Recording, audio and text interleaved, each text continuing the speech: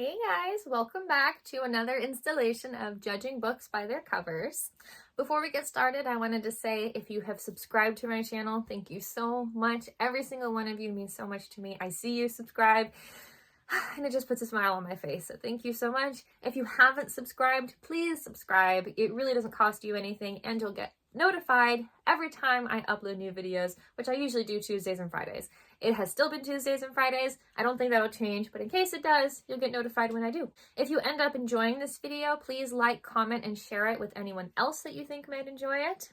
As always, we have 5 books today, a list of books. I have never seen the covers. This is the first time I'm seeing the titles and the authors' names. And I will be judging them, reacting to them for the very first time, and placing them into a rank blindly, with 1 at the top being the book that I'm most likely to pick up and probably my favorite of the list that we have. 2, 5 being I'm not super likely to pick this up, but I don't hate it. This is not to judge harshly any covers. This is just to be like, for fun, respectfully. That being said, let's go ahead and dig in. Okay. The first book that we're looking at today is called A Flicker in the Dark. I like how it sounds suspenseful, but also hopeful. I like the contrasting feelings there. The author is Stacey Willingham. Feels very British. There is a review quote at the top of the cover that is very, very top of the cover. It says, "A smart, edge-of-your-seat story with plot twists you'll never see coming." And that's by Karin Slaughter. That name is so familiar to me, and it's going to come to me later on. I think I read one of her books, but I can't think of it right now. So, I like the title. It gives me such contrasting feelings, and I like it. The title of the book takes up the entire middle of the page, like 2/3 of the cover. The author's name is at the very bottom, and there's the review quote at the very top. And then behind all of the words it looks like a photograph. It really does. And it could be a painting, but I'd be very impressed. It's of a forest, not with super thick trees, but maybe trees like spread out a little bit. Like there's a lot of trees, but they're not so close together that you can't see into the forest, because we're definitely looking into a forest of some kind at night. So there is only like kind of lighting from maybe the moon and what looks like fireflies. Not a lot, honestly. Just at a quick glance, it looks like 5 that I can see right off the bat, but maybe there's a little bit more that I'm not really counting or looking at. And yeah, it's pretty much the entire cover. I mean, there's no person or even animal besides the fireflies or lightning bugs, whatever you want to call them. It's interesting because when I first saw this cover, when it first popped up, I almost wondered, I'm like, oh, this feels a little bit spooky. You know, you see a forest at night and you think spooky. But at the same time, the fireflies and the lighting, possibly from the moon shining overhead, make it doesn't feel scary. It feels almost calming. That's why it felt contrasting. It felt a little bit it didn't feel as suspicious or suspenseful as I first thought. A Flicker in the Dark, because in the dark, scary, because you never know what's hiding in the dark. But A Flicker in the Dark sounds like hope. It sounds like something beautiful. And then at the same time, now the more that I look at the cover, the picture feels beautiful and not spooky. And I like that a lot. It obviously is a thriller based on the review quote at the top, but I'm not scared looking at this cover, which is interesting. So I'm trying to wonder what this book could be about other than that it's a thriller. Because A Flicker in the Dark gives you absolutely nothing. It's metaphorical and also a little bit literal with the fireflies lighting up the dark. So I don't know what to make of this other than it's a thriller, but at the same time that I really like how it doesn't necessarily feel like a regular thriller. So I feel good putting this one at number 2. This one's so adorable. Oh my, I love it so much. Oh, this is so adorable. So the next book that we're looking at today, this is quite a title, is called Violet Thistlethwaite is Not a Villain Anymore. That's the title of the book. Quite a title, a mouthful for sure. And the author is, and I hope I pronounce their name correctly, Emily Krempholz. I hope I pronounced that correctly. There is like a little tagline at the very top of the cover that says, "Every thorn has its rose." It's a reverse of that because it's usually every rose has its thorn. So it's cute because, especially because, just to explain this in case, I don't know, maybe you've never heard that phrase, but the original phrase is every rose has its thorn, which means it's like everything beautiful has its own painful side or its own, not really ugly side, but like, you know what I mean. But every thorn has its rose is almost like, well, every painful thing or every ugly thing has its beautiful thing. So I like that. That's kind of cute. It feels a little bit deep, but at the same time, the title is a little whimsical. So there's a lot of little pieces of images on this cover. It's I don't know how else to describe this other than there are 2 people standing outside of a greenhouse, but that's only taking up the bottom half of the page because above them, like directly above the 2 people that are on the very left side of the cover, there is a dragon. It's like all black and kind of violet dragon with like pointy scales and a very long tail, and just kind of like rising above them to like the top left corner of the cover. And instead of a dragon that's like breathing fire, this dragon looks like they're breathing flowers. Like their mouth is open, like instead of flame being breathed out of their mouth, it's flowers. And then there's just little heads of flowers coming out and then falling down all over the cover. So it's very unique. Never seen that before. And there is like a couple of other plants like at the bottom of the page outside of what looks like the greenhouse in pots, like kind of growing up and spindling around. But there's also little sparkles of magic all over the cover, even around the plants at the bottom of the page. So there's definitely some sort of magic or fantasy involved in this book. Without looking at the sparkles, you could tell there's a dragon on the cover. And it's super cute. And I love this kind of stuff. It's so funny how this cover kind of makes you look at everything else, and then the 2 characters at the very bottom left corner just feel like, we're just forgetting them, like whatever. But it looks like a man and a woman, and the woman is like holding her palms faced upward together, and there's like sparkles and flowers coming out of her hands. And she looks like she's wearing just a waist apron. Like it doesn't go up above, like on her neck. It just goes around her waist.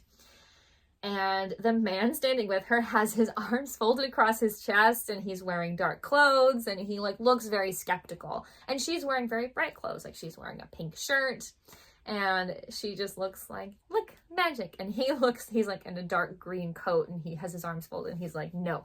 So I love what I can already tell from their relationship there. I'm assuming they're involved in the book. I would definitely pick this up, and I do love it so much. It is so cute. I think I would love to read this, especially because there's a knife just sitting in the vine that's curling up from the pot. So it kind of is directly under not a villain anymore, that part of the title. So very cute. And I love the title, Violet Thistlethwaite is Not a Villain Anymore. And I love the, especially with Wicked that just came out, Wicked for Good specifically, with the, we thought they were a villain, but it's just the way that they were painted. They're not actually a villain, and they're not actually doing horrible things. So I do love that concept. So I'm going to put this at number 1. Oh, I love it so much. Oh my god. Oh, I would pick this up so fast. The next book that we're looking at today is called The Mysterious Bakery on Rue de Paris. Rue de Paris, in case you're just speaking English. The author is Evie Woods, and right above the author's name, because the author's name is at the top of the page, there's at the very top above the author's name, it says best-selling author of The Lost Bookshop, which I actually have that book. It's honestly, for real, in my to-be-read pile right now, sitting across the room from me. It's on my list to read right now, so that's really cool. And I love this cover, and I love the title. I love the title. First of all, I love stories and books about bookshops or libraries or anything related to books. A mysterious bakery, though? So different. I can't even imagine what is mysterious about the bakery. Like, is it something about the food that's mysterious? Is it the bakery itself? Like, what is it? Does it disappear and like reappear? Like, what is it that's mysterious? So I'm automatically curious. And plus it takes place in France, which, amazing. Mwah. So I love the title so much. And then the cover, it looks like just a photograph. Actually, it could be a painting. The flowers in the bottom left corner look painted, but the rest of it looked like a photograph. So now I don't know what to believe. But we're looking at what looks like the outside of a bakery, but we're not looking at it from a distance to see the whole little building itself. We're just looking at a close-up of like, there's part of a window on the left side of the cover and then part of another window on the right side of the cover, and they look into two different places. You don't really see much of what the left window looks into. It's just dark behind it. You just see like the flowers or the jars on the windowsill. But then you see into the right window, like half, because again, it's not the whole window that we're looking into. You see pastries. So that's clearly the window on the right looks into the bakery. And there is a table with two chairs, small, like when you see like outdoor seating, that is in front of the bakery window. So like you can go and sit out there after getting your pastry or something. And there is an open book sitting on the table with the pages like ruffled like out. And there is a little coffee cup sitting in next to the book, but there's no people. So I love this one so, so much. Oh, I love this. I don't think there is a possibility I would have picked this one up first compared to the one that I just put at number 1. I do love that one so much too.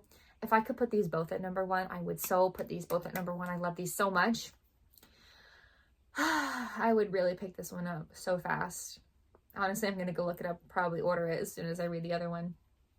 So I'm going to put this one at number 3, but I wish I could put it at number 1 too. Like, I wish I could put them both at number 1, but this is going to go at number 3.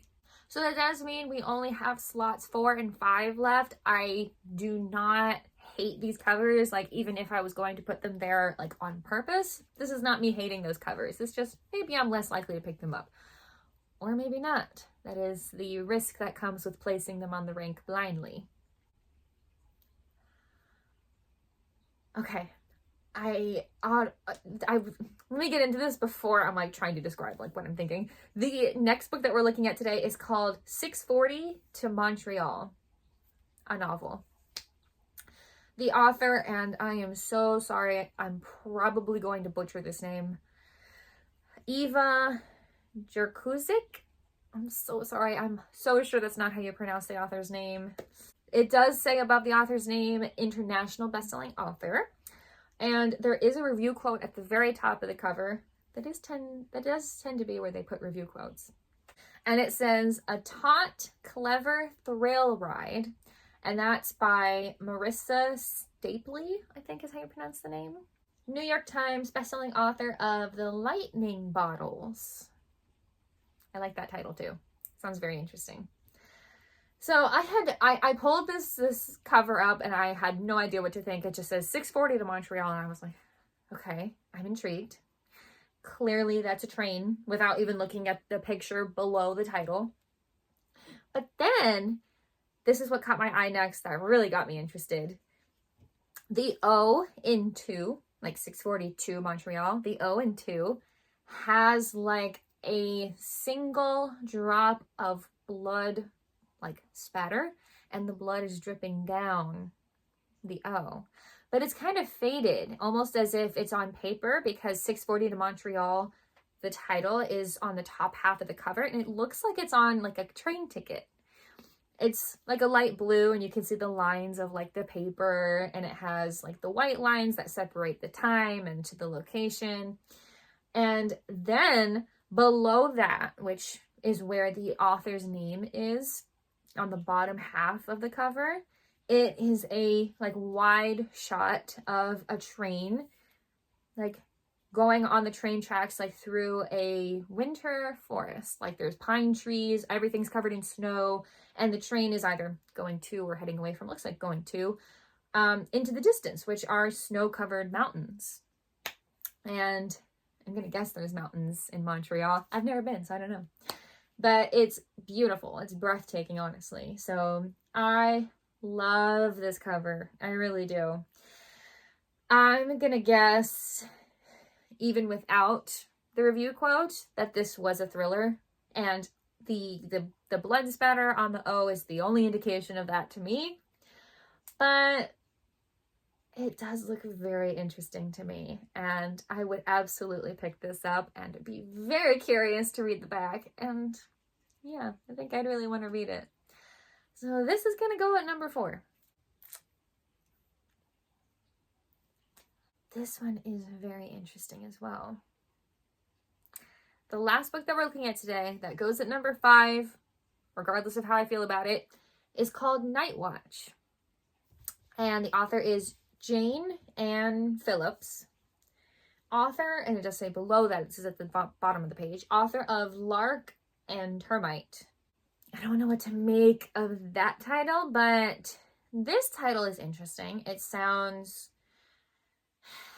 like we're going to be talking about a group of people, possibly, like on the night watch of like a neighborhood or a location. The cover, that is, because the title and the author's name take up like the entire cover. They're huge, and there's a giant swirly line that goes in between each line of words, like back and forth horizontally all the way down the page, and that takes up the entire page. And then behind that, because that's overlaid, is, it looks like a drawing, but it looks like a black and white drawing. Like it's not colored in, like it looks like it was colored with just a pencil, but it was shaded in. Like it's a very, very, very wide shot of a land. It's like most of what the ground that we're looking at is grass and some trees. Most of it's grass, like clearly well maintained. And then at the very back, you know, in the middle of the page, is a very large building, estate, whatever you want to call it. Like if I was looking at it, I'd go, oh, it's a castle. That doesn't look like a castle, but it's huge. It takes up a lot of space. And there's a lot of rooms. You can see a lot of windows. So it's hard to say what this place could be. The only thing that's giving me a little indication of what time this could be taking place in is on that swirling line that I was talking about that goes horizontally in between all of the words on the page. There is a completely black drawing, like we're just looking at the shadow of this drawing, of a horse pulling a carriage. Yeah, you can see the spindles on the wheels, you can see the reins on the horses, just the shadows of it because it's all black. And they're just kind of heading towards like the right, like they're not going towards the castle because they're not really part of the image, they're part of the title. It's interesting. And the other part about this book is it is a winner of the Pulitzer Prize. I don't usually go out of my way to look for books that win awards. I just pick up what feels good to me.